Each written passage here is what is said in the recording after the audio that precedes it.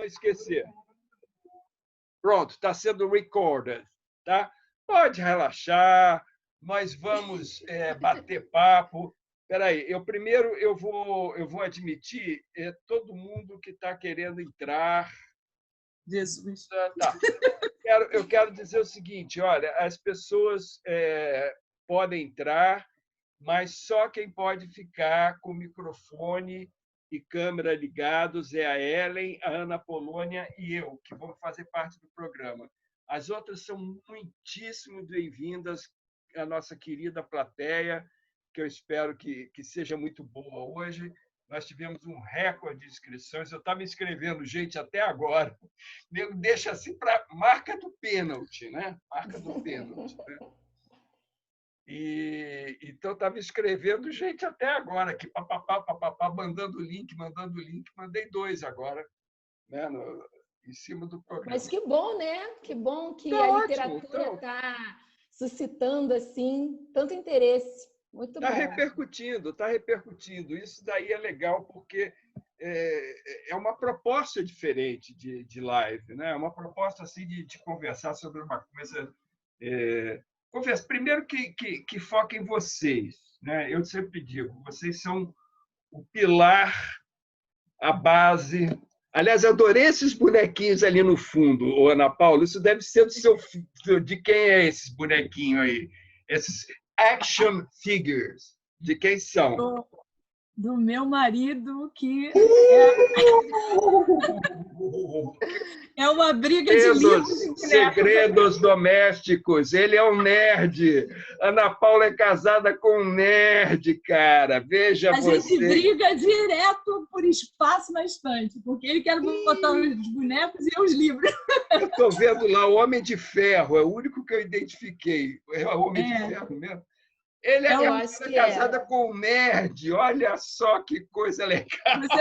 Eu quero ver o resto. São muitos. Esses bonequinhos, eles são de colecionadores mesmo. É de colecionador, isso. É de colecionador. Colecionador fanático nem abre o pacote. Olha lá. Colecionador fanático nem abre o pacote. Deixa na caixinha. E o Falcon dele está na caixa. De colecionador. Eu comprei lá nos Estados Unidos, que o meu neto é... O que a gente tem? A gente deu um pouquinho de papo antes de começar o programa mesmo. Eu comprei um Jedi assim, de quase meio metro de altura para dar para o meu neto. Isso há muito tempo, né? Porque ele era louco pelos Jedi. Eu não sei de quem que ele pegou essa mania assim, de guerra. Eu também não desconfio. Sei de do além. Aí eu comprei um Jedi para ele, assim, de quase meio metro de altura, está lá naquela coisa de colecionador também. Bem, vocês têm aquele roteirinho, né? Uhum. O Alex daqui a pouco entra aí, o Alex Gomes é o meu anjo da guarda, ele fica o tempo todo, segura a franga, está falando demais, não sei o quê. É importante, porque eu costumo dizer o seguinte, quando eu me emociono, o que é muito comum quando eu bato esses tipos de papo de literatura, eu perco a bússola. Aí o Alex fica ali na espelha, né? Bom, então é isso. Vamos dar uma esperadinha. Né? Vamos dar uma esperadinha. Se alguém quiser tomar. Mas não está no horário ainda, né? Acho que falta ainda 5 minutos. 5 minutos. Não sei. Não, 3 minutos. 3 minutos. 3 minutos. Mas as pessoas estão. Não, engraçado que eu entrei no WhatsApp Web. Eu vou começar a dar aqueles admit all, assim, para todo mundo poder entrar de vez. Olá, Marcos. Olá, Margarete. É mais fácil, né? Mas não funciona muito, não. Eu tenho que ficar o tempo todo admit all. Mas tudo bem, não tem problema. Marcos está aí, a Margarete, Nilza. Muito bem-vindos, né? Então... Isso, tudo bem? Oi, Margarete, tudo bem? Oi, Marcos. Eu só vou pedir aquilo, né, para as pessoas que não forem participantes do programa, que forem ouvintes, para desligar a câmera e desligar o microfone, tá? Isso. Muito obrigado. E daqui a pouco a gente começa. Daqui a pouquinho. Eu vou dar uma mudadinha naquele roteiro inicial que eu coloquei para vocês, mas não se preocupem que a coisa é comigo isso. Tá? É só sobre a introdução. Lá vem mais gente, a gente vai admitindo todo mundo. Eu queria que isso aqui fosse automático. Admitir de uma vez só. Ia ser ótimo. Deve ter uma maneira de fazer isso. Eu ainda vou descobrir. Lá pelo 12º programa eu descobri. Você sabe... Com certeza deve ter uma maneira que não precisa de autorização. Mas eu não sei onde é. Eu também não sei. Então, tem que ficar admitido todo mundo. Na verdade, está todo mundo aprendendo a lidar com essas coisas todas, né? Isso de uma hora é para uma outra. das características. Peraí, já tem gente aqui me perguntando. Era para vir de preto, gente? A gente combinou. Era para vir de preto. Era para vir de preto? Não, eu vim de preto. Era uniforme. Não, eu vim de preto por coincidência. Se bem que eu... Mas não precisava vir de preto, não. Ih, rapaz, tem aqui um share screen que não era para fazer.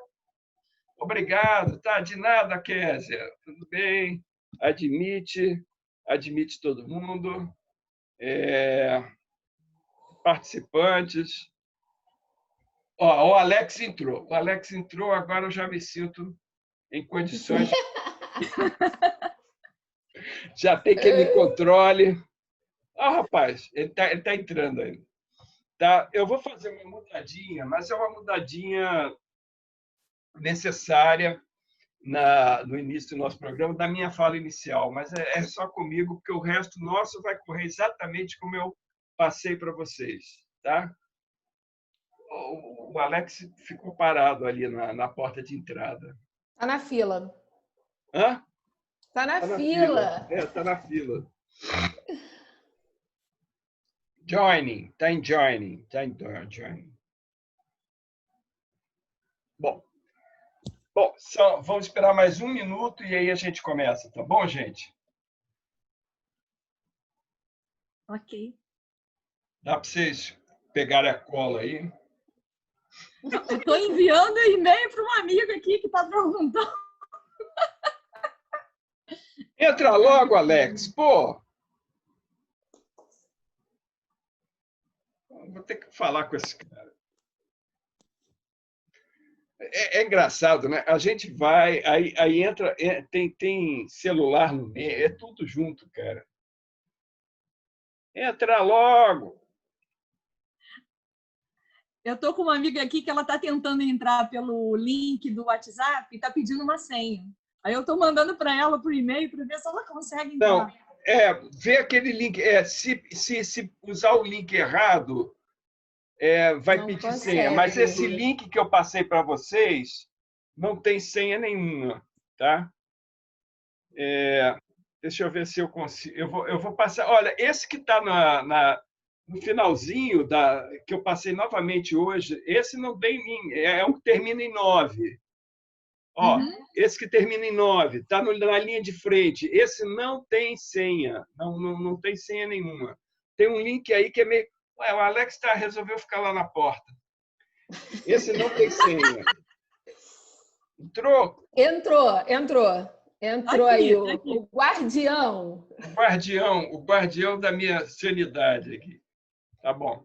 Gente, esse aqui, olha, muito obrigado a todos que estão nos ouvindo, muito obrigado principalmente a Ellen Dutra por ter aceitado participar do programa, ajudado aqui a gente a levar para frente esse programa. Muito obrigado, Ana Paula Polônia, que eu já vi tantas vezes, aliás, nas duas, né? Passei tantas vezes nas escolas de vocês. Meu nome é Luiz Antônio Aguiar, eu sou escritor. Esse programa é produzido pelo meu parceiro, companheiro Alex Gomes, também escritor, também professor de literatura, e por mim. Nós dois tivemos essa ideia de produzir esse programa com professores e bibliotecários que estão ali na linha de frente da democratização da literatura. O que a gente diz é o seguinte: a gente escreve nossos livros, os livros ficam na prateleira, mas sem vocês, que encantam as bibliotecas, que encantam as turmas, que põem a literatura na mão da garotada, da meninada, sem vocês, tudo isso fica sem chão. Então, vocês são a base, são a ponta, são a linha de frente, são o encantamento e são a parte, para mim, mais importante desse processo de literatura. O nosso programa, esse programa já está na 4ª live. A gente chama live livre, porque aqui realmente a gente pode fazer o comentário que quiser, como quiser, se expressar da maneira que quiser. E aconselho a não falar muito palavrão, senão vai parecer reunião de ministério. Mas, fora isso, a gente se expressa da maneira que quiser, a gente não está devendo nada a ninguém, isso aqui é tudo uma produção independente nossa, então não estamos devendo nada a ninguém, não estamos tendo que prestar satisfação a ninguém sobre o que a gente está fazendo aqui, a não ser sobre a nossa proposta, essa proposta de levar experiências cotidianas de vocês. Então, é uma coisa muito simples, muito fácil, sobre isso que nós vamos conversar, sobre essas experiências cotidianas. Eu queria também começar citando 2 professoras com quem eu tive contato muito recentemente, a Cristiane Dias, de Dom Calvate, do interior de Minas Gerais, e a Camila Mendes. A Cristiane Dias, ela tem, inclusive, uma turma para quem eu tive que falar mandando um vídeo, porque a maioria da turma dela não tem nem celular. Então, eles assistem no celular da professora. E eles me devolveram gravando um vídeo também pelo celular da professora.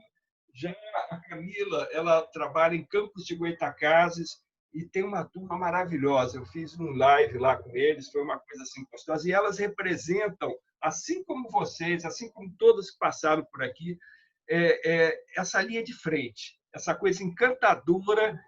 Eu vou te contar, se o pessoal lá de cima ouvisse as ideias que tem pintado aqui, que vocês têm para dar, a ideia já tem que admitir e parar minha empolgação aqui. Admito todos. Aqui é casa da... Não é isso que eu ia falar. É casa de todo mundo.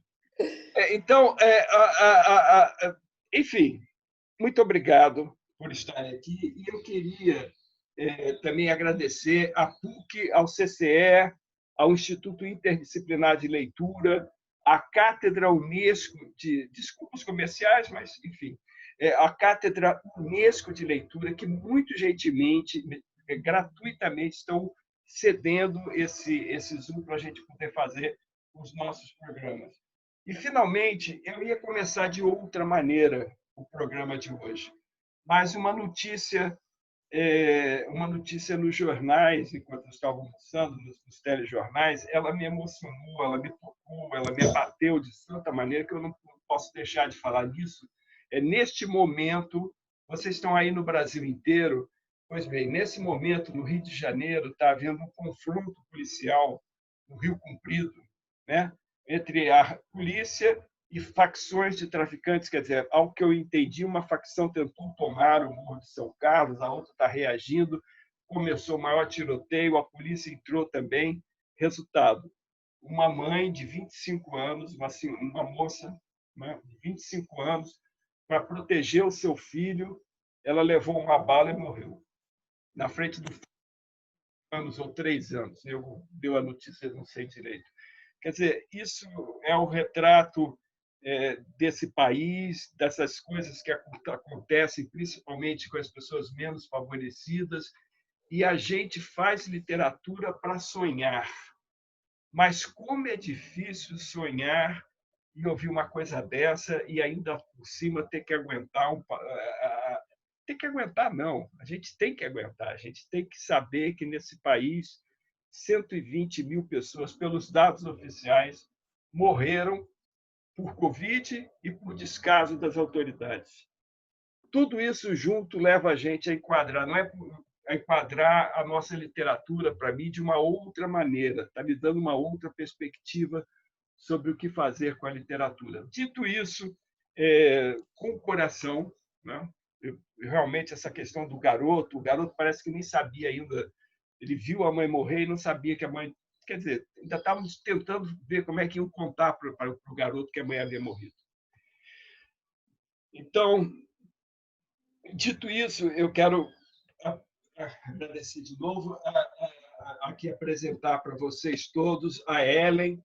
A Ellen, ela é professora de literatura, ela trabalha numa escola da Zona Sul do Rio de Janeiro, uma escola com bastante estrutura, mas ela trabalha também, trabalha também na escola Pedro II, né, no Colégio Pedro II. Quer dizer, são duas experiências aí que a gente, inclusive, pode confrontar para ver as diferenças, para ver as diferenças de ação. Já a Paula Apolônia, ela, hoje em dia, ela não está mais na sala de leitura, né, pelo que eu entendi, mas eu conhecia na Paula Apolônia como... Falando do meu cabelo, tá? Muito obrigado, que o meu cabelo está mais comprido, mas isso aqui é muito mais pandemia e falta de barbeiro do que outra coisa. Né? Tá. Muito obrigado. Olha, mas Ana Paula Apolônia, é uma pessoa que ficou muito marcada para mim, porque eu fui várias vezes dar aula na Biblioteca dela, falar com a garotada dela e dar aula para os professores ali na Biblioteca dela. E eu percebia em detalhes, em coisas nas paredes, na arrumação, o carinho que ela tinha por arrumar aquela biblioteca. Aquilo me emocionava, quer dizer, a vontade o tempo todo de atrair os alunos para dentro da biblioteca dela. Então, eu queria primeiro pedir a Ana Paula para dar o seu boa tarde aqui para a moçada, falar, explicar melhor onde é que você está atualmente, o que você está trabalhando, dar um perfil assim do seu público. Boa tarde, Ana Paula. Oi, boa tarde, Luiz Antônio. Boa tarde, Ellen. Boa tarde à nossa audiência linda, querida. Já vi várias pessoas muito amigas aí. Primeiro, quero agradecer a você, Luiz, esse convite, né? Para a gente poder falar um pouquinho sobre o meu trabalho, que na realidade é o trabalho de vários professores de sala de leitura, né, da Secretaria Municipal de Educação. Eu represento várias pessoas, eu espero representá-las bem. E, assim, dizer que você é o máximo, né? Te parabenizo muito por você continuar a nossa militância incansável pela leitura e pela literatura. O CIEP, onde eu trabalho, se chama Carlos, quer dizer, onde eu trabalho, eu não consigo sair dele. Carlos Drummond de Andrade. Lembro que eu viajava a beça para ir lá, mas era é longe. É longe. É longe de mim, né? Eles são perto. Tudo é relativo. Sim. Eles são longe de onde eu moro. Tudo é relativo. Eu sei que é longe para você, né? Que está na Zona Sul. Para mim, você acordava às 5 da manhã, o que não é nenhuma novidade nesse país, né? Pois é. Acordava às 5 da manhã. Pô, dane-se eu. Ele fica ali na Praça Seca, né? Na Zona Oeste do Rio. Por enquanto, Zona Oeste, porque a gente está vendo aí um movimento de nosso vereador aí que quer mudar de lugar, né? A Zona Oeste, mudar os bairros, né? Mas tudo bem. Mudar o quê? Os polos? E a escola... Como é que se chama isso? Eles querem colocar... Como é que se chama isso? Aquela estrelinha, como é o nome daquilo? Ele quer mudar os pontos cardeais, norte passa para sul, oeste passa para... Mais ou menos. Não entendi, Ana Paula. Eles querem tirar... os cardeais. Ele quer mudar os pontos cardeais, é isso? Ele quer tirar Barro, Recreio e Jacarepaguá da Zona Oeste. Entendi. E vai ser Zona Sul lá. Zona Sul do Oeste. Zona. É uma zona. É uma zona. Bom, a escola ela atende alunos do Fundamental 2, né? Até o ano passado, quando eu dava aula lá, era do 7º ao 9º, mas agora voltou a atender o do 6º ao 9º. E ainda tem o PEJA também, que é um projeto de educação de jovens e adultos à noite. Oh, que maravilha! Eu tive experiências lindas em EJAs. Eles são fantásticos mesmo, muito bom trabalhar com eles. E assim, os alunos são ali dessas comunidades. Quando você conta essa história aí que está acontecendo hoje no São Carlos, né, ali no Rio Comprido, né? Os nossos alunos ali são de comunidades ali do entorno da Praça Seca, né? A Praça Seca sempre foi um bairro assim de classe média, era um bairro bacana, nobre. e que foi assim tomado por uma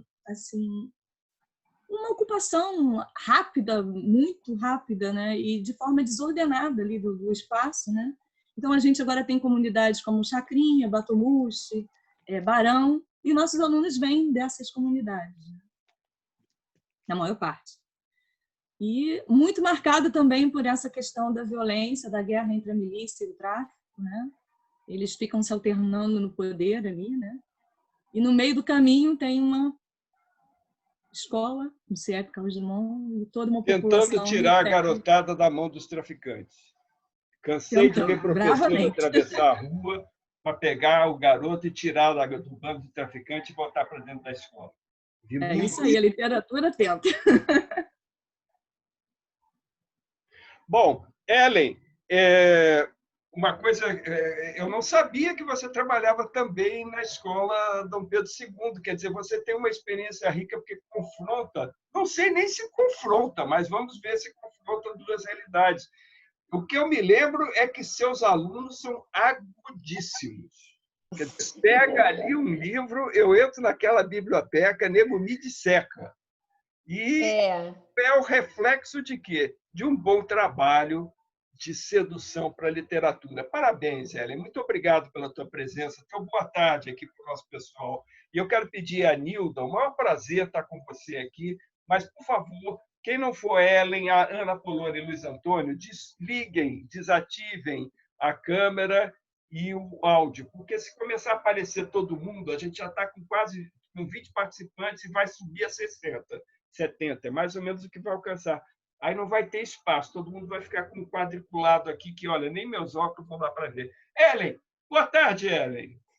Boa tarde, Luiz. Eu que agradeço o convite para participar desse projeto tão bacana, né, desse bate-papo. E, assim, na verdade, a minha experiência maior é em escola pública, né? O meu primeiro emprego, a primeira escola que eu dei aula foi no município de Queimados. Eu entrei no concurso para dar aula lá. Então, eu comecei trabalhando no município de Queimados. Trabalhei no estado também. E, atualmente, eu sou professora do Colégio Pedro II e de uma escola privada aqui na Zona Sul do Rio de Janeiro, né?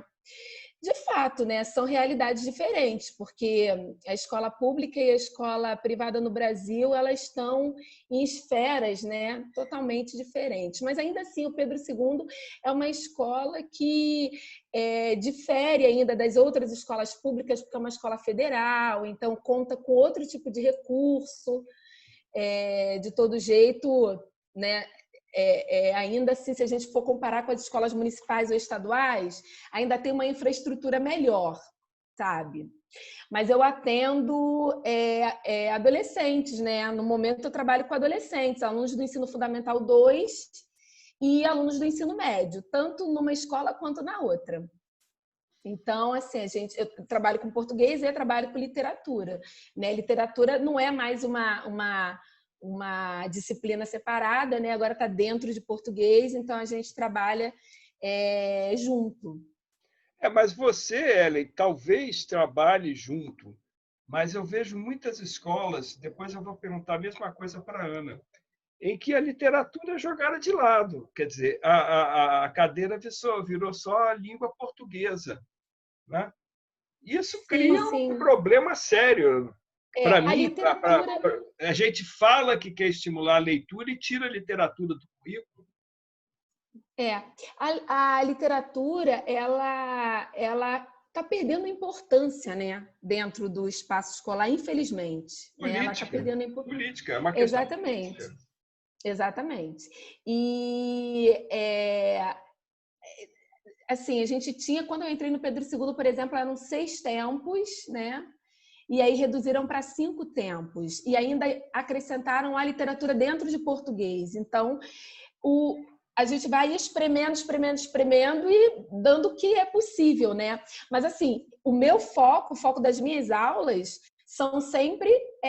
partem sempre do texto, né? Da leitura, da compreensão do texto, da reflexão do texto, para a compreensão gramatical. Porque eu acho que isso que é o ideal, né? Construir essa relação do aluno com a leitura. Tá?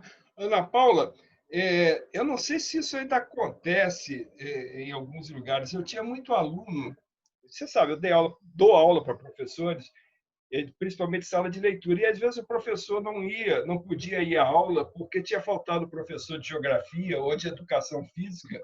Aí pegavam logo de sala de leitura para ocupar o espaço. É o coringa ainda até hoje na educação oficial, municipal, é o coringa. Exatamente, Luiz, infelizmente ainda, né? É uma briga constante, né, que a gente tem com relação a isso, né? Toda vez que falta um professor, que eles ficam em tempo vago, né? Pego da sala de leitura. Dentro da sala de leitura. Não que isso não aconteça, ou seja, a gente sempre batalhou para esse espaço da sala de leitura não ser uma sala de aula. Porque a gente quer um espaço diferente na escola, né? Que maravilha, prazer, que maravilha. Né? Eu sempre defendi isso, que a literatura é algo diferente, ela não é curricular. Ela não é curricular, ela é para voar. Isso. E né? assim, então precisa de um professor especializado naquilo. Sim, e assim, eu acho que assim, é uma questão de desvalorizar mesmo a literatura, né? Bota lá na sala de leitura, né, para tempo vago, deixa lá dentro. Como se lá não tivesse um propósito, um trabalho, um planejamento, como se a gente estivesse lá à toa mesmo, né? A gente está lá e tudo que a gente planejamento, faz... vocês têm um planejamento, vocês fazem um planejamento. Olha só, para nego não pensar exatamente que vocês são só para espanar os livros lá, para não deixar acumular. Não, exatamente. Essa é uma briga nossa muito grande, né? A gente tentar fazer desse trabalho um trabalho sério, que é um trabalho sério, mas que é muito mal visto ainda, né? Às vezes até pelos professores da escola, né? Que acham que a sala de leitura, bota lá na sala de leitura para passar tempo. Não manda de castigo para a biblioteca, não, né? Vai de castigo, vai para a biblioteca. Eu já tive professor que mandava fazer cópia na sala de leitura porque não tinha levado material. É muito bom, né? Legal pra caramba. Ellen, você falou para mim uma coisa que eu fiquei querendo esmiuçar mais. Você falou de uma integração, que o meu trabalho significa uma integração da professora de literatura, que é você, com a biblioteca, com a bibliotecária. Que integração é essa? Como é que isso se coloca?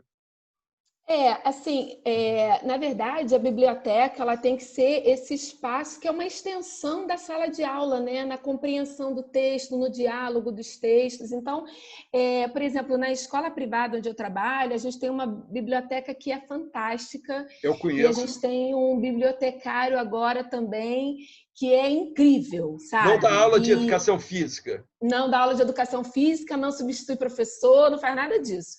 Ele é o nosso guru ali na biblioteca. E o aluno ele acaba ocupando esse lugar da biblioteca, né? Então, muitas vezes, uma aula minha é que ele vai à biblioteca apenas para olhar os livros, folhear as revistas. Eu sabia que eu ainda ia viver para ouvir isso. Eu sabia, eu tinha confiança. Diga. Pois né? Para ele explorar esse espaço. E lá a gente tem esse recurso, porque realmente é uma escola maravilhosa, com uma infraestrutura muito boa.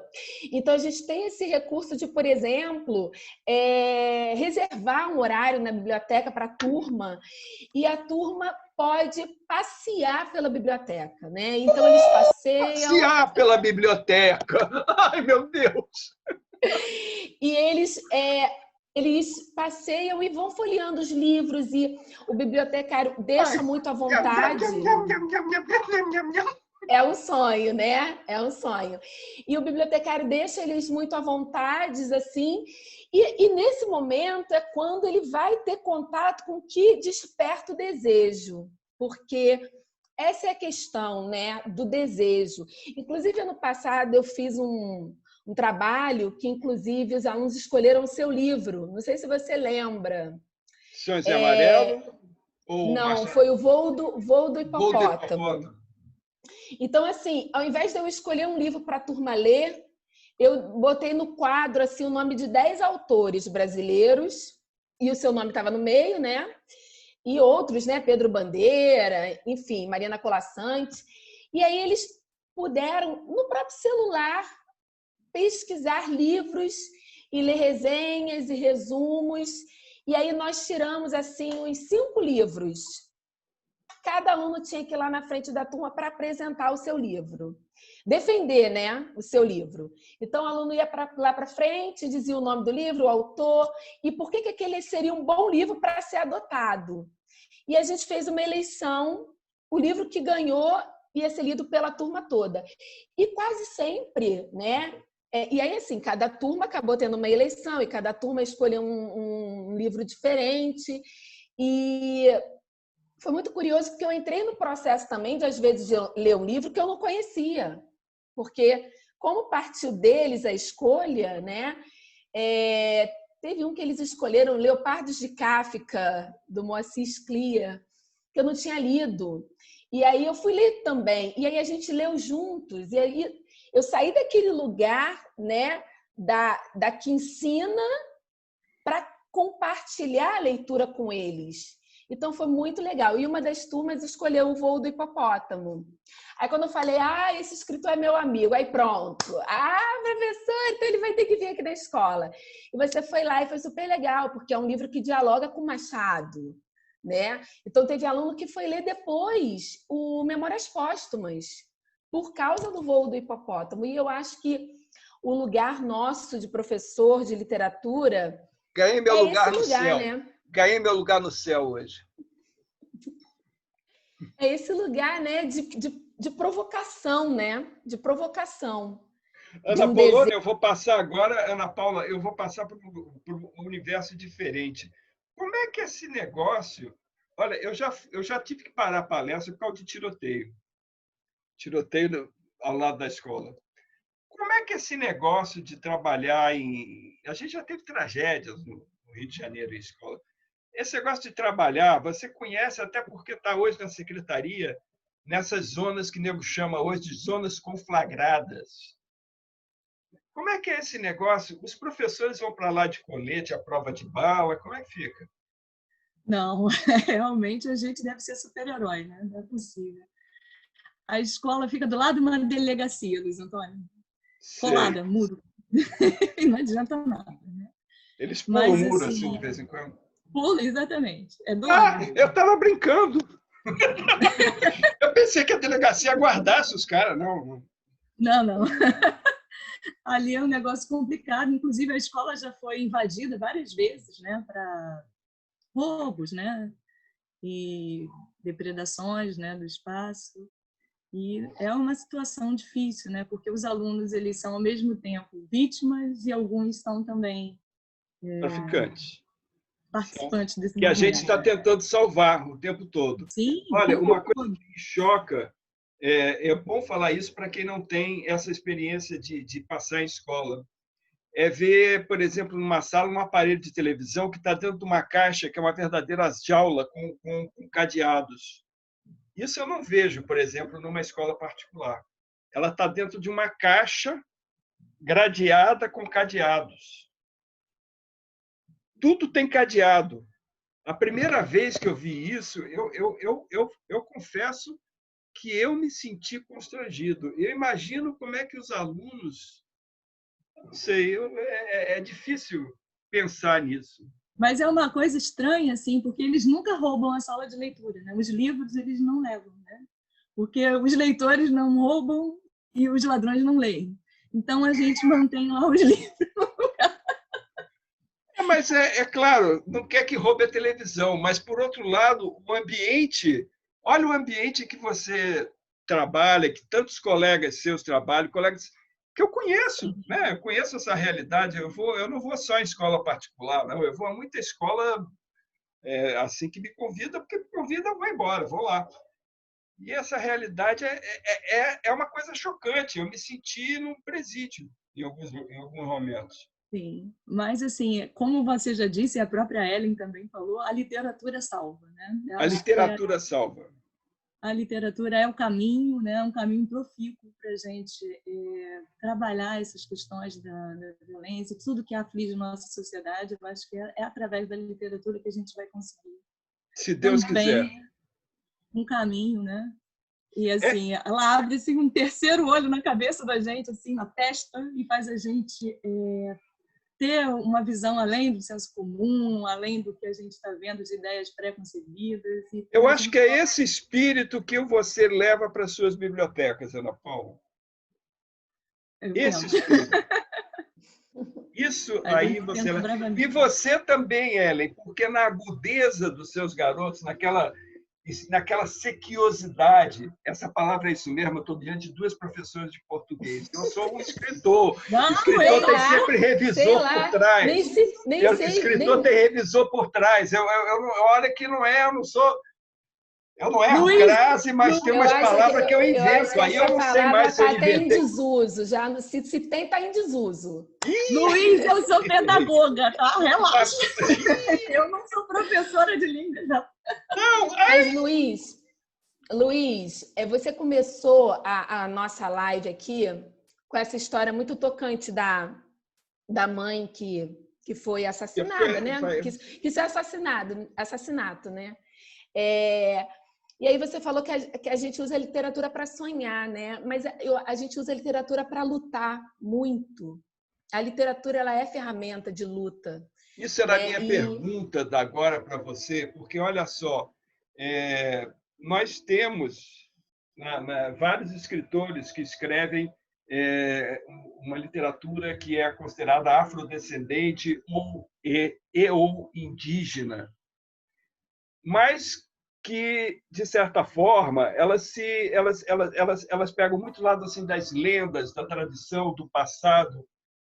Com tudo isso que está acontecendo no mundo, se é que essa pandemia revelou alguma coisa de interessante, nós tivemos um movimento mundial antirracismo e presente. Será que esse enfoque afrodescendente, Ellen, indígena, ele vai mudar um pouco? Eu não digo largar essa luta pela identidade, a tradição, isso tem que ser sempre exaltado, mas vai agregar também um lado assim do presente, do antirracismo, da defesa das populações indígenas contra o genocídio planejado que o governo está executando metodicamente. Será que a literatura, será que isso tem espaço nas escolas? Será que a escola vai topar uma polêmica dessa, Ellen? Eu acho que tem que ter. É isso, eu acho que tem que ter esse espaço, né? Porque eu venho de uma formação freiriana, então a educação que explica não promove... que eu não sei. Paulo Freire, né? Freiriana! Paulo Freire. Eu venho de uma formação freiriana, agora entendi. Então eu entrei na escola normal novinha. As palavras têm de estar grávidas de mundo. Isso era uma das frases de Paulo Freire que eu botei na minha... É maravilhoso, né? Então, assim, eu comecei a ler Paulo Freire, eu tinha, 15 anos, 16 anos, quando eu entrei na escola normal. Então, assim, uma educação que não é transformadora, uma educação que não promove uma reflexão sobre os lugares de opressão, ela é uma educação que não se sustenta, né? É uma educação que não existe. Mas então, não é que mais interessa hoje em dia, talvez? Sim, mas é porque o que mais interessa hoje em dia é a alienação, né? É justamente sufocar esse poder problematizador que a educação e a escola traz, né? Eu dou aula para adolescente. Então, a adolescente está todo o tempo nas redes sociais. Então, é inevitável que a gente traga todas essas questões que estão reverberando na sociedade para a sala de aula, que a sala de aula seja esse espaço de discussão sobre o que acontece na sociedade, de problematização, de ligar esses fatos com as próprias disciplinas, né? Então, por exemplo, ontem, eu não sei se você viu, mas ficou assim, estava em tudo quanto é rede social. Aquela cena horrível do cara baleado pelas costas? Não, do cabeleireiro com as duas modelos. Enfim, era um cabeleireiro muito famoso que com foi duas modelos negras. Não, olha só quanto problema a gente tem. Meu Deus. A gente não sabe nem qual é o problema.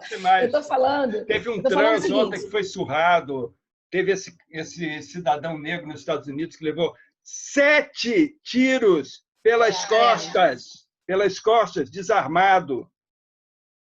Esse caso, ele foi o seguinte, era um cabeleireiro e ele estava com 2 modelos negras e ele estava falando do cabelo delas, como se ele estivesse dando uma palestra assim, para outras pessoas. E aí ele fala de uma maneira muito violenta e racista sobre o cabelo das modelos, que estão ali paradas ouvindo aquilo, né? Ele manipula o cabelo delas e fala umas atrocidades. E aí isso reverbera nas redes sociais, né? Como o caso lá do George Floyd também, né? Nos Estados Unidos. E aí eu acho que a sala de aula tem que ser esse espaço da gente poder trazer essas questões para discussão. Então, sim, eu acho que eu penso, né, que é importante fazer um trabalho de revisitar a literatura com outro olhar, né, sobre essas questões. Olhar presente. O que eu estou falando é o seguinte: eu não acho que a gente tem que abandonar, de maneira nenhuma, esse lance da tradição, da busca identitária. Isso é importante. Agora, o Alex está dizendo que o computador dele está esquisito. Estou sozinho. Não vou entrar em pânico. Vou ficar normal, vou ficar calmo. Bem, não tem que abandonar esse lado. Isso é uma coisa importante da busca identitária. Mas se agregar... O Alex voltou. O Alex voltou. Voltou. Bom, o Alex Gomes, muito obrigado.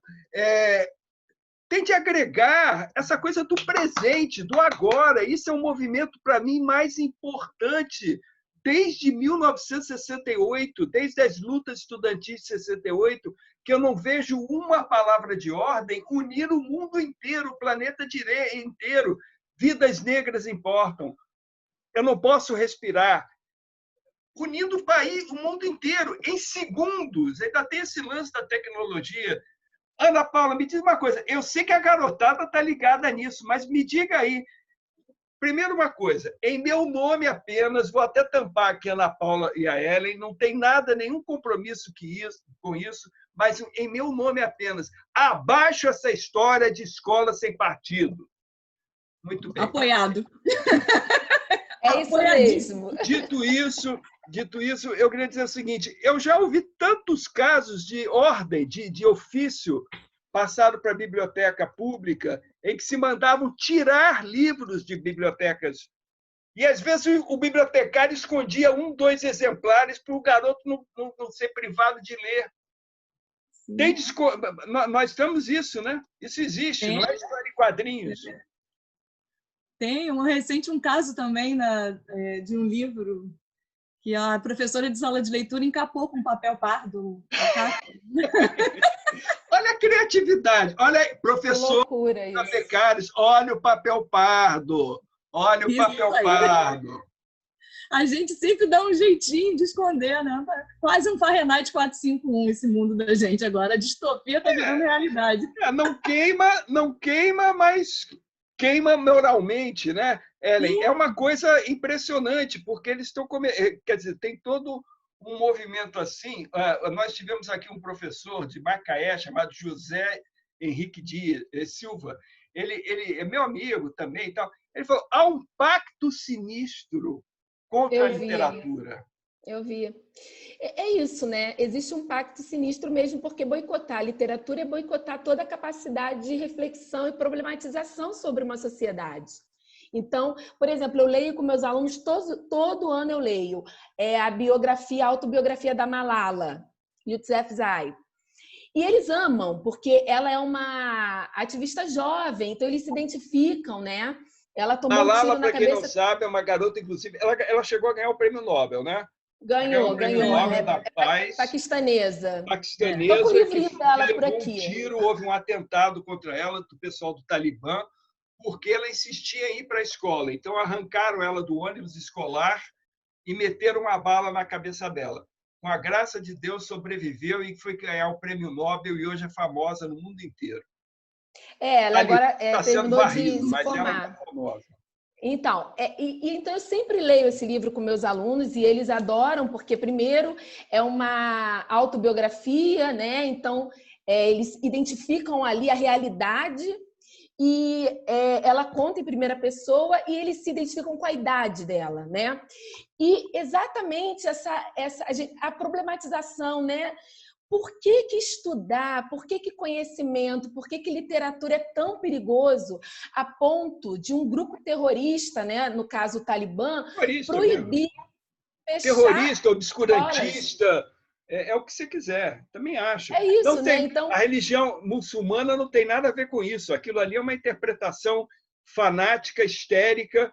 Era a mesma coisa que dizer que Jim Jones, que mandou todo mundo tomar veneninho na ilha dele, tem alguma coisa a ver com algum tipo de religião. Não tem religião nenhuma ali.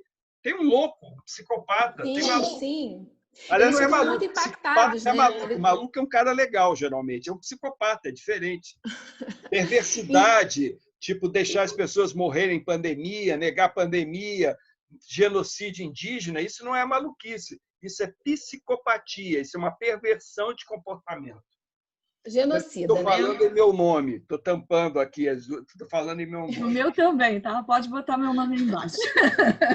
Presente. Mas olha, Apolônia, diga, Ellen, termine teu raciocínio. Só para concluir, essa garotada é muito melhor do que quem manda na garotada, né?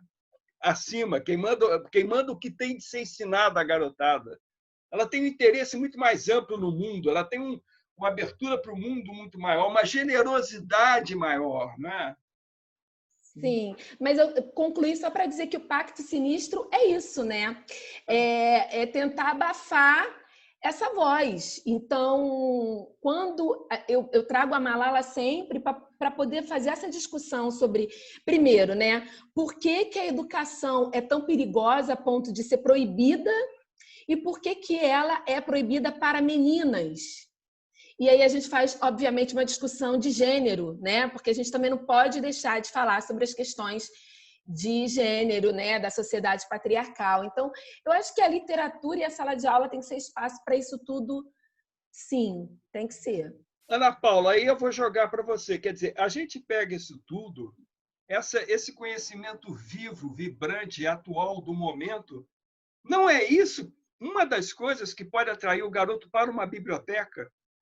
Para a leitura de livros, o garoto, a garota, menino, menino, olha como ela falou, se identifica com a idade, mas também não por causa dessa participação no que está de mais vibrante no mundo, no que pode transformar o mundo.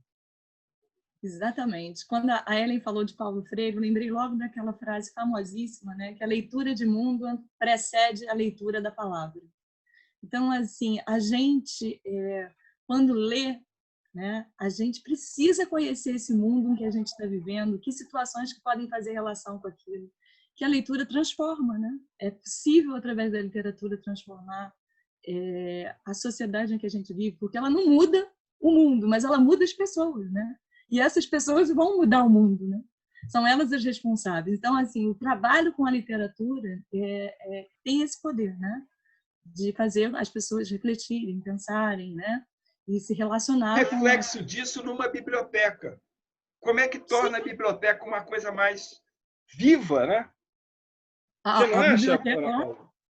Lá, a sala de leitura era vivíssima.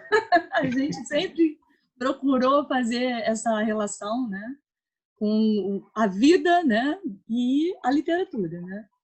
Então, assim, o nosso espaço foi, como você já viu, sempre foi muito bem ornamentado, bem decorado. A gente sempre carinhosamente cuidado. Pensado. Tem um carinho ali.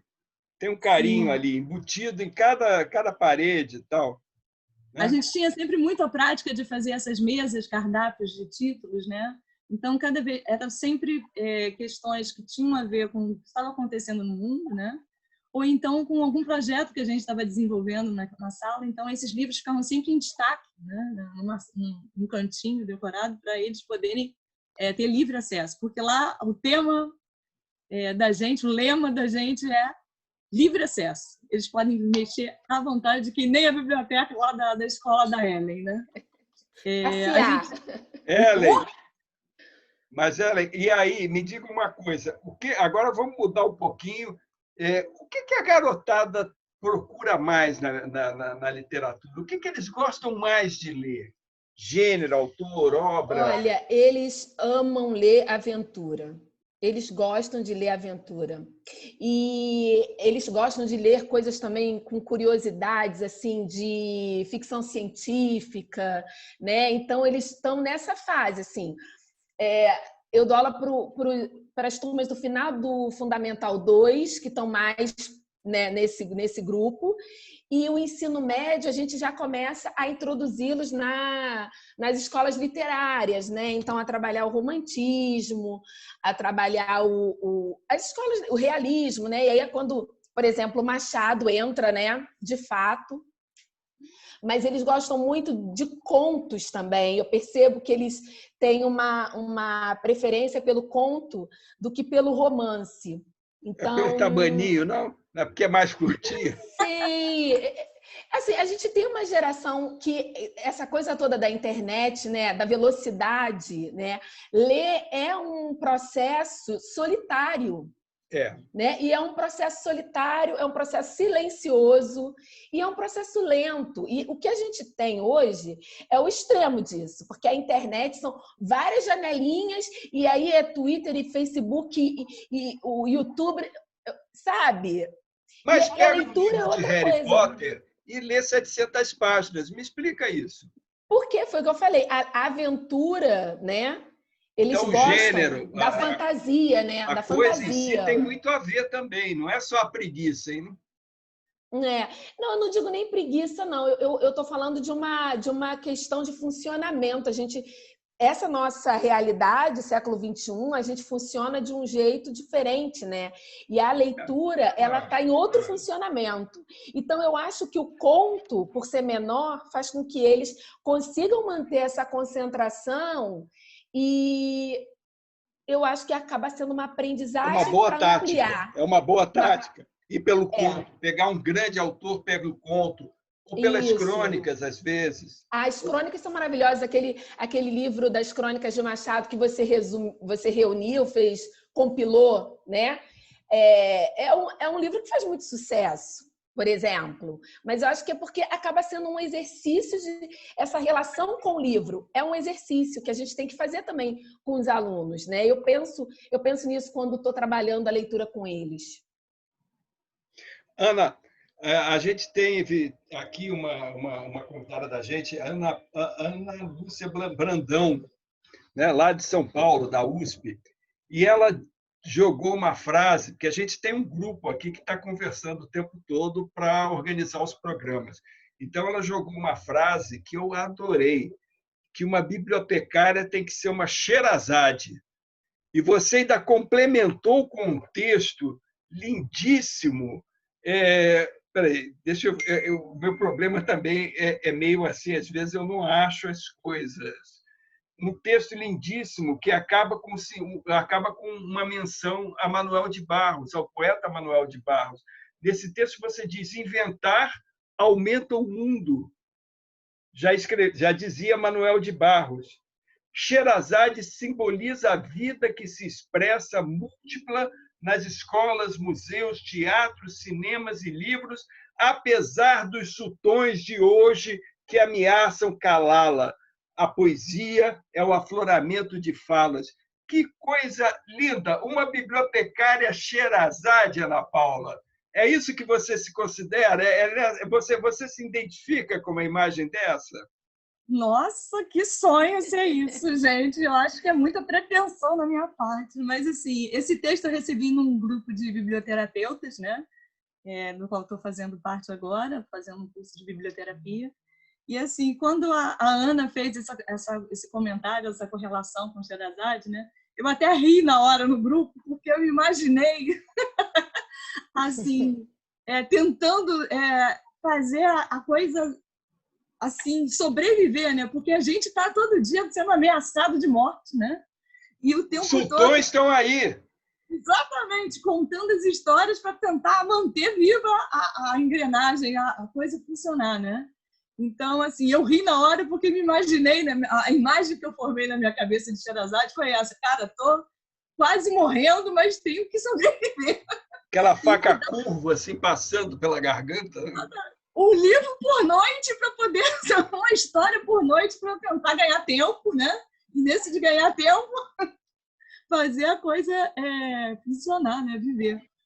Mas, assim... E você, Ellen, eu vou pular para um outro cara, eu vou pular para o Jorge Luiz Borges, escritor argentino, já morto, que só escreveu contos, mas contos maravilhosos, contos voadores, como o Aleph, enfim, o Pierre Menard.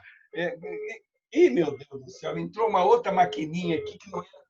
Meu Deus, não adianta, tudo máquina, seu pecado de máquina. A modernidade aí ele tinha assim uma atração, um amor pelas bibliotecas. E eu não sei se você viu aqui no Rio uma exposição que foi, na verdade, elaborada pelo Ernest Manguel sobre as bibliotecas do mundo. Então, essa atração que a biblioteca, ela pode, aquela coisa assim, aquelas estantes que só tem livro, aquilo ali pode se transformar num lugar de magia, de atração. Você sabe que um dos meus lugares favoritos é o Real Gabinete Português de Leitura, maravilhoso, gente. lindíssimo, na Rua Camões, na cidade, aqui no Rio de Janeiro, Praça Tiradentes. Mas aquilo é de um deslumbre, né? Então, assim, eu acho que sim, né? E isso, inclusive, tem um pouco desse apego que a gente tem ao livro físico, né? Eu, por exemplo, resisti muito para começar a ler no Kindle, né? A ler e-books, ler livros digitais. Até hoje eu ainda não me rendi. Me rendi. Só dicionário e enciclopédia. Só dicionário e enciclopédia. Eu me rendi quando eu comprei um. E eu percebi que eu podia ler mais, porque ele é levinho e tem toda tua biblioteca fica ali dentro, né? Então, imagina com 2 crianças, além de professora, eu sou mãe, né? Então, com 2 crianças, você tá ali com o seu Kindle e está fazendo uma comida. Então, a literatura, a leitura, ela consegue permear a sua rotina com mais facilidade. Eu já me rendi ao Kindle. Não é uma questão do suporte. O papel até é uma coisa que mata a árvore. Não é uma coisa do suporte. A literatura está ali, né? De todo jeito. Há um espírito que está boiando nas há uma conversa. Eu acho que eu entro numa biblioteca, eu acho que a gente está para ouvir um livro conversando com outro, às vezes. Sim, mas é isso que eu estou falando. O livro físico, ele, para quem gosta de ler, ele é uma coisa muito atraente, né? A gente gosta do cheiro do livro, a gente gosta da textura do livro. Cheirar o livro. Uma amiga ontem me mandou uma mensagem me chamando para a gente escrever juntas um artigo, perguntou se eu tinha um livro da Água-Luz, eu falei que não tinha, aí eu te empresto, mas o empresto era em letras garrafais, tipo... Eu falei, não, eu vou comprar. Vai, né? volta, então, vai, volta. A gente tem ciúme daquilo, né? Do livro. A gente precisa ter um livro que já leu 3, 4, 5 vezes. Precisa ter. Sim. Né, Ana porque Paula? a gente anota, né? A gente anota, a gente risca. Olha só o que a gente está chegando, Ana Paula e Ellen. 4 vezes? Não, eu perdi a conta quantas vezes eu já li alguns livros de Machado. Madame Bovary eu li 4 vezes. Ana Paula e Ellen, a gente está chegando, talvez, a uma das conclusões assim, mais fundamentais aqui desse programa todo. Quer dizer, na biblioteca, no livro, há uma questão espiritual, há uma questão assim, a atração se dá muito pelo lado, sei lá, metafísico, espiritual, imaterial do que você consegue com a tua paixão, com a paixão de vocês, passar para a garotada. Olhar aquilo como um patrimônio, como algo que tem espírito. O que você acha, Ana Paula? Não é muito mais... É bem isso. É isso. Tem de ler isso, tem de ler aquilo. Olha só, esse negócio de tem não funciona muito bem, não, sabe? Eu acho que, assim, eu faço uma espécie de marketing de guerrilha. Boa! Marketing! Eu adoro isso. Eu adoro essa palavra. Para livro, eu adoro essa palavra. É meio de guerrilha mesmo, né? Legal. Porque, assim, e é uma coisa que tem que passar para eles como esse marketing mesmo. Eles não podem perceber que eu estou muito afim que eles leiam. É uma coisa que eu vou explicar assim de uma forma bem básica, né? A gente faz um projeto na sala de leitura que se chama Conheça a Sua Sala de Leitura. Já faz há mais de 20 anos. ele consiste rapidamente no seguinte: a gente convida no início do ano as turmas para descerem, começa pelos calouros, né, para que eles conheçam a sala de leitura, apresenta os projetos, apresenta a sala, diz onde estão os livros, como é que eles fazem para pegar, e assim vai. E faz uma roda de leitura também. Mas, nesse meio do caminho, eu introduzi um bate-papo informal, né? Sempre contando uma história pessoal minha, de como é que eu era quando eu era da idade deles, com o que eu gostava de ler. E, assim, eu conto sempre uma história para eles que faz muito sucesso. Que é assim: eu conheci meu marido no Pedro II, tá, Ellen? Nós somos ex-alunos do Pedro II. E, assim, olha só, hein? Quando a gente começou a namorar... Eu conheci minha mulher no mestrado de literatura. Estamos juntos. Tá vendo? O livro a gente começou a fazer aula junto de Machado, aula junta de Machado. Estamos juntos há 32 anos. Pronto. Poxa, que delícia! E aí, o meu marido, na época, perguntou assim para mim, eu tinha 15 anos, ele disse: Ana, você gosta tanto de ler, me dá um livro aí, então, que você gostou. Aí eu pego um livro meu, né, toda feliz, né, meu primeiro leitor que eu vou formar. Aí entreguei o livro para ele. Isso foi à noitinha. No dia seguinte, eu vou encenando essa história com os alunos, tá? Na roda. E eles prestando uma atenção, porque eles adoram uma fofoca pessoal, né, da gente, professor. E aí eu fui contando que aí, no dia seguinte, de manhã, meu marido toca o meu interfone e me taca o livro no peito, assim, né? Eu enceno a cena. Aí eu: que isso? Não vai ler? Eu disse: eu já li, Ana Paula. Eu passei a madrugada inteira lendo esse livro. Sua miserável, tirou meu sono. Acabou com o meu sono. Qual era o livro? A noite inteira. E eu nunca mais vou pegar livro emprestado com você. Nunca mais. E aí, Qual era o livro? Qual era o livro? Qual era o livro? Mas é isso exatamente que acontece, porque eu não falo o nome do livro e todos eles... Professora, qual é o nome do livro? Eu vou dizer para vocês, eu digo para eles, o nome do livro é Meu Pé de Laranja Lima. Oh, meu Deus! Que delícia! Olha, vocês não sabem, eu acabei de fazer uma versão em histórias em quadrinho do Meu Pé de Laranja Lima, saiu agora, foi publicado agora pela Melhoramentos. Eu tive uma honra muito grande, apesar desse livro às vezes não ser devidamente valorizado, mas eu valorizo muito um livro que consegue comover, tocar o coração dos seus leitores. Que beleza você falar uma coisa dessa, que maravilha. Exatamente, Luiz. E aí eles continuam perguntando: professora, tem na sala de leitura? Eu disse: tem. Mas eu falo assim num tom super blasé, né? Eu não estou nem ligando, né, para as perguntas. Aí ele continua. No final eu pego. Aí quando eles vêm para mim, eu disse: olha só, eu não sei se eu vou poder emprestar esses livros para vocês, porque como vocês já sabem, ele fez meu marido chorar, eu já emprestei para outros alunos, eles choraram. Não sei se é uma boa ideia não, gente. Não, os pais de vocês podem vir depois brigar comigo. Não, professora, pelo amor de Deus, me empresta. Eu não vou chorar, não. Eu falo: olha. E assim a gente vai. Esse é o marketing. Pô, tem gente me pedindo a senha para a entrada agora já era mesmo. Infelizmente, eu lamento. Tá pedindo até agora aqui a entrada para a senha. Agora já era, desculpa, não dá. Ellen, uma última para você aqui. E esse negócio de prova para cobrar a leitura, Ellen, o que você acha disso? Olha, eu acho que é um desperdício de energia. É um desperdício de energia, né? Algumas instituições cobram, né, que a gente faça esse protocolo, vamos dizer.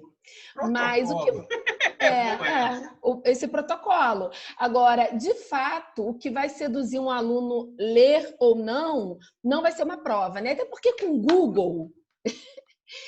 Google ele não precisa ler nada para fazer uma prova, né? Ele pode ler um resumo, uma resenha, e aí ele vai saber o enredo, e aí ele vai te enganar que leu, enfim.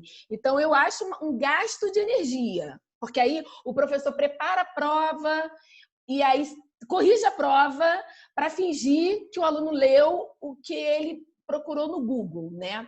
Então, é isso. Eu acho que a literatura é uma sedução, né? Eu queria até complementar aqui a história da Ana Paula. A gente está com um projeto tão lindo no Pedro II nesse momento, o Departamento de Português, que, assim, em meio à pandemia, Os alunos estão sem aula, mas o departamento, assim, a equipe do Humaitá, na verdade, não é o departamento de português, é a equipe de português do Humaitá, está com um projeto com os alunos do Humaitá que se chama Resenhas da Quarentena.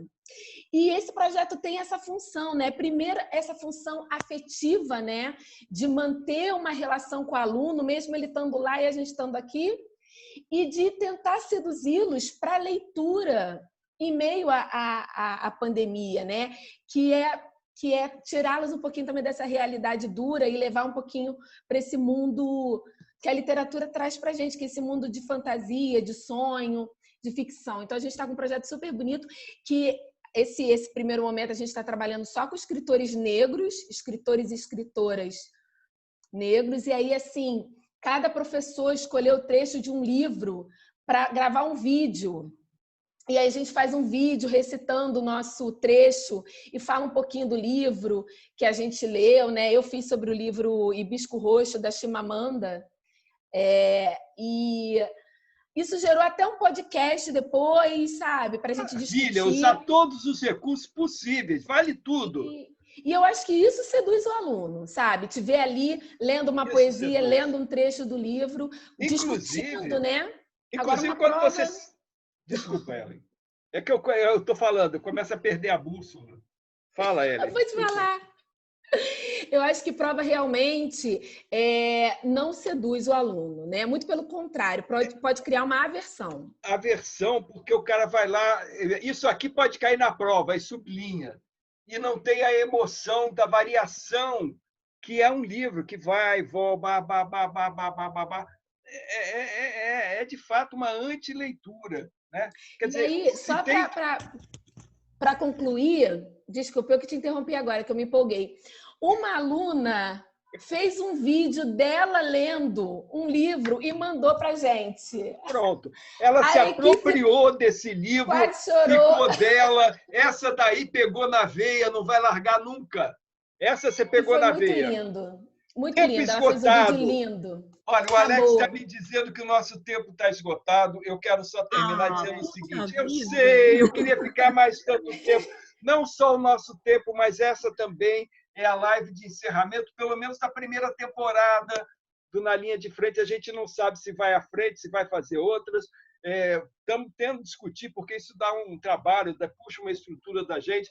Mas eu quero dizer o seguinte, se talvez uma das coisas mais importantes que vocês duas colocaram, que os outros todos que participaram, que passaram por aqui, colocaram é o seguinte: o importante é a paixão. É a paixão pelo livro e contaminar a pessoa pela paixão, contaminar os outros. O resto é a criatividade, é a experiência, é a liberdade em que vocês se jogam. O importante, para mim, é a paixão. Olha, gente, foi um prazer muito grande participar aqui desse programa. Tenho certeza que o meu companheiro Alex está tão orgulhoso quanto eu do que a gente conseguiu fazer. Vamos tentar fazer mais, mas não sei se vai dar. Então, eu quero, por favor, Então, já estou me despedindo de todo mundo e eu quero as despedidas. Pedir as despedidas. Ana Paula, suas despedidas, por favor. Infelizmente, a gente podia ficar aqui até amanhã. Olha, eu confesso que eu estava assustada de participar, mas assim, foi tão gostoso, foi tão bacana esse clima, conversar com a Ellen, maravilhosa, adorei saber dos seus trabalhos. Então, assim, eu queria mais que tudo agradecer mesmo a oportunidade de ouvir vocês, né? De ouvi-lo mais uma vez, Luiz, né? E é isso, vamos lá, bola para frente, galera, vamos fazer esse mundo de leitores aí. E a gente precisa de muito pouco, né? A gente precisa de professores, leitores, né? Pessoas capazes de contaminar essa garotada aí. Paixão, paixão. Ellen, por favor, suas despedidas, minha querida. Muito obrigado a vocês duas pela presença. Estou emocionadíssimo. Eu vou sair daqui pulando, dando pulinho. Minha mulher depois que me ancore. Vai lá, Ellen. Eu quero agradecer o convite, agradecer a oportunidade de a gente poder conversar aqui, trocar, né, as nossas experiências. Eu acho que é enriquecedor para todo mundo. E eu acho que assim, a gente não pode desistir da escola e, sobretudo, da escola pública. A gente tem que fazer disso uma luta nossa mesmo, porque a escola pública está abandonada e ela tem que ser a linha de frente de um país, né? E no Brasil ela não é. Então, assim, a gente precisa fazer acontecer. Então, é isso. Muito obrigada, foi maravilhoso. Olha, obrigado a vocês.